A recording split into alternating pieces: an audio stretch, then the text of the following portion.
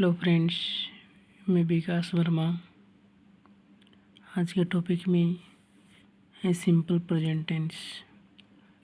Simple present tense इसका पहचान चिन्ह होता है जिस वाक्य की क्रिया के अंत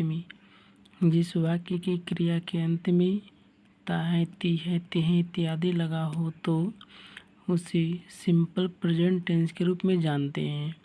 यानी कि हमने बताया कि जिस वाक्य की क्रिया के अंत में, मेरा सेंटेंस वाक्य है, क्रिया के अंत में तो जो काम करता है उसे सब्जेक्ट यानी क्रिया कहते हैं, और जो काम किया जाता है उसे वर्ब यानी कि क्रिया कहते हैं।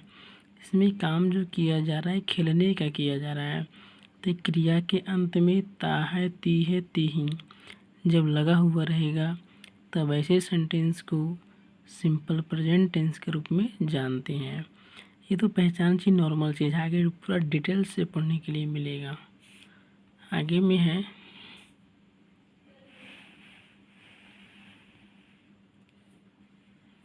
हमने नोट में लिखा कि यदि सेंटेंस अफर्मेटिव यानी कि जब सेंटेंस अफर्मेटिव यानी सकारात्मक सेंटेंस रहेगा और करता यानी कि सब्जेक्ट थर्ड पर्सन के सिंगुलर नंबर। थर्ड पर्सन में दो नंबर होते हैं, एक होते हैं सिंगुलर और एक होता है प्लूरल। तो यहाँ पे सिंगुलर नंबर की बात किया जा रहा है। यदि सेंटेंस अफर्मेटिव और करता यानी कि सब्जेक्ट थर्ड पर्सन के सिंगुलर नंबर में हो तो उसमें V5 यानी वर्ब के साथ एस या एस का प्रयोग करते हैं। यानी कि जब मेरा सब्जेक्ट ही, सी, इट और जब कोई एक व्यक्ति के नाम रहेगा तो उसमें वर्ब के पांचवा रूप का प्रयोग करेंगे। वर्ब के पांचवा रूप का प्रयोग कब करना है? जब सेंटेंस मेरा अफर्मेटिव रहेगा और कर्ता थर्ड पर्सन के सिंगुलर नंबर में रहेगा तो V5 का प्रयोग करेंगे। सेकेंड नोट में है यदि सेंटेंस नेगेटिव, उसमें अफर्मेटिव था, यदि सेंटेंस नेगेटिव, इंट्रोगेटिव और WH वर्ड अगर मिल जाएगा, दिखाई पड़ जाएगा। यदि सेंटेंस यानी कि वाक्य नेगेटिव, इंट्रोगेटिव और WH वर्ड दिखाई पड़ेगा और करता यानी कि सब्जेक्ट थर्ड पर्सन के सिंगुलर नंबर में रहेगा तो उसमें डज का प्रयोग करते हैं। यानी कि जब मेरा नेगेटिव सेंटेंस, इंट्रोगेटिव सेंटेंस और WH वर्ड रहेगा और करता ही, सी, इट और जब एक व्यक्ति के नाम रहेगा तब उसमें डज का प्रयोग करते हैं। डज का प्रयोग कौन से सेंटेंस में किया जाएगा? तो नेगेटिव, इंट्रोगेटिव और WH वर्ड में V5 का प्रयोग किया जाएगा। अफर्मेटिव सेंटेंस के साथ V5 का प्रयोग किया जाएगा। स्ट्रक्चर में है दिया हुआ अफर्मेटिव यानी सकारात्मक सेंटेंस का सकारात्मक स्ट्रक्चर है। सबसे पहले सब्जेक्ट, अगर सब्जेक्ट का मुझे ज्ञान हो जाएगा तो V1 या V5 का प्रयोग दोनों में से कोई का आराम से लगा सकते हैं। यानी अपने मन से V1 या V5 का प्रयोग नहीं करेंगे, जो सब्जेक्ट बोलेगा इसी के अकॉर्डिंग V1 या V5 का प्रयोग करेंगे। सबसे पहले इस सेंटेंस में सब्जेक्ट यानी कर्ता, काम करने वाला हुआ है, वह का ही या तो सी होता है। अब ही या सी जो है थर्ड पर्सन के सिंगुलर नंबर में आता है, हमने बताया था ऊपर में। तो थर्ड पर्सन के सिंगुलर नंबर में आता है तो इसके साथ V5 होगा, V1 का प्रयोग तो नहीं होगा। यानी जो काम किया जा रहा है इसमें वर्ब में एस का प्रयोग करने के बाद और प्लेस के नाम दिया हुआ है तो प्लेस का नाम हम लिखेंगे। यहाँ पे एक और हमने एग्जाम्पल लिया है, मैं पढ़ता हूँ, मैं आई होता है और आई उस नोट में नहीं है। देखिएगा आई जो है इस नोट में नहीं है। जब इस नोट में आई नहीं है तो इसके साथ वर्ब का पहला रूप होगा। सब्जेक्ट पता हो गया। अब जब सब्जेक्ट पता हो गया तो आराम से V1 का प्रयोग हम कर सकते हैं। नेगेटिव सेंटेंस है। नेगेटिव यानी कि सेंटेंस में नोट जब तक नहीं लगेगा, जब तक सेंटेंस में नोट नहीं लगेगा तो वह सेंटेंस नेगेटिव यानी कि नकारात्मक नहीं होता है। सबसे पहले सेंटेंस में सब्जेक्ट चुनेंगे। सब्जेक्ट कौन है? सब्जेक्ट है मैं यानी कि आई है। अब इस आई के साथ डू होगा तो डज होगा। देखिएगा ऊपर में हमने लिखा है डज का प्रयोग किसके साथ करना है ऐसे, जब मेरा सब्जेक्ट ही, सी, इट और जब एक नाम रहेगा तो उसके साथ डज का प्रयोग करना है। इसमें तो आई है, उसमें तो आई नहीं है, इसलिए यहाँ पे डू का प्रयोग होगा। तो डू और नोट का प्रयोग जैसे V1 अगर डू या डज का प्रयोग कर देते हैं तो हमेशा वर्ब के पहला रूप का प्रयोग किया जाएगा। उसके बाद वर्ब जो प्लेस दिया हुआ है उसका प्रयोग करेंगे। आगे दिया हुआ इंट्रोगेटिव सेंटेंस। इंट्रोगेटिव सेंटेंस यानी कि जब सेंटेंस के शुरू में क्या रहता है, जब सेंटेंस के शुरू में क्या रहेगा तो वह सेंटेंस इंट्रोगेटिव का होता है।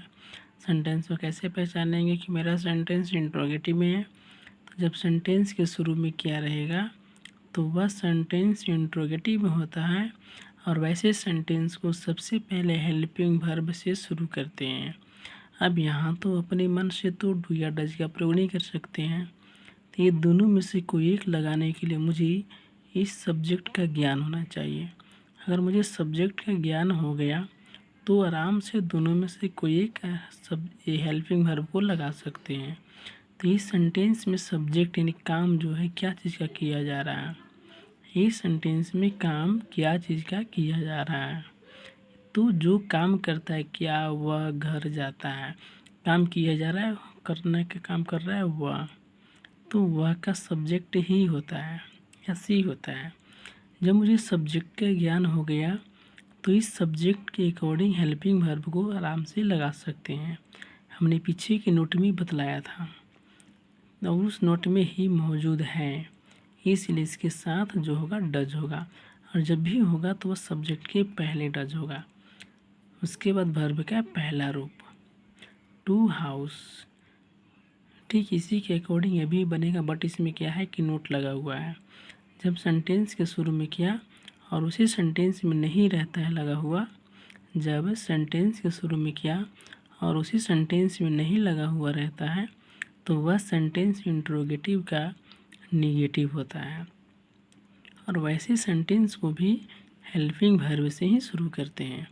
सबसे पहले सब्जेक्ट, इसमें काम करने वाला वे लोग सब्जेक्ट है। अब इस सब्जेक्ट के अकॉर्डिंग डू या तो डज लगाएंगे। यहाँ पे डू हो जाएगा, नकारात्मक सेंटेंस है, नोट बनेगा। वर्ब का पहला रूप काम किया जा रहा है, जाने का गो और वहाँ का देयर। अगर मान लेते हैं कि इस पर नहीं बनेगा तो एक और इसका होता है या में डोंट, यानी डू के बाद जो सब्जेक्ट के बाद नोट है उसको हम एक साथ कंबाइन करते हैं तो डोंट या डजंट बनता है। तो जब भी डोंट या डजंट का प्रयोग करेंगे तो सब्जेक्ट के अकॉर्डिंग करेंगे। जो सब्जेक्ट बोलेगा इसी सब्जेक्ट के अकॉर्डिंग डोंट या तो डजंट का प्रयोग करेंगे।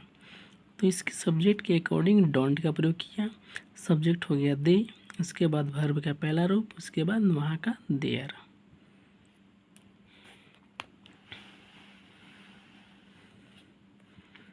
आगे है WH वर्ड। हमने वही बताया था नोट में, सेकेंड नोट में WH वर्ड।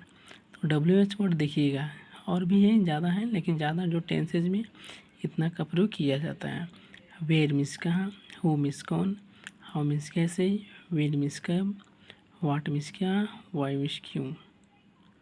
जब सेंटेंस में WH वर्ड दिखाई पड़ जाएगा तो वैसे सेंटेंस को सबसे पहले WH वर्ड से शुरू करते हैं। सबसे पहले तुम कहाँ रहते हो, तो यहाँ पे देखिएगा कि यहाँ पे जो WH वर्ड है कौन सा है से, तुम कहाँ रहते हो, कहाँ पे है, क्योंकि यहाँ पे वेयर मीन्स कहाँ WH वर्ड में, तो कहाँ का सबसे पहले हमने लिखा। अब इसके बाद डू या तो डज, ये दोनों में से कोई एक लगाने के लिए मुझे सब्जेक्ट का ज्ञान होना चाहिए। सब्जेक्ट हो गया यू, और इस यू के अकॉर्डिंग डू का प्रयोग करते हैं, डज का प्रयोग नहीं करेंगे। उसके बाद बोलता है नोट। अगर ये मेरा सेंटेंस नकारात्मक में रहता, अगर ये मेरा सेंटेंस नकारात्मक में रहता तो नोट का प्रयोग करते हैं, अगर नहीं है तो इसको नोट का प्रयोग नहीं करेंगे। उसके बाद रहना का लीव होता है। तो यही था आज का सिंपल प्रेजेंट का, और आगे भी मिलेंगे, यूनिवर्सल ट्रूथ मिलेगा, रूटीन मिलेगा, यानी सिंपल प्रेजेंट टेंस में ही पढ़ना है। ये तो आगे और भी मिलेगा पढ़ने के लिए। जी धन्यवाद।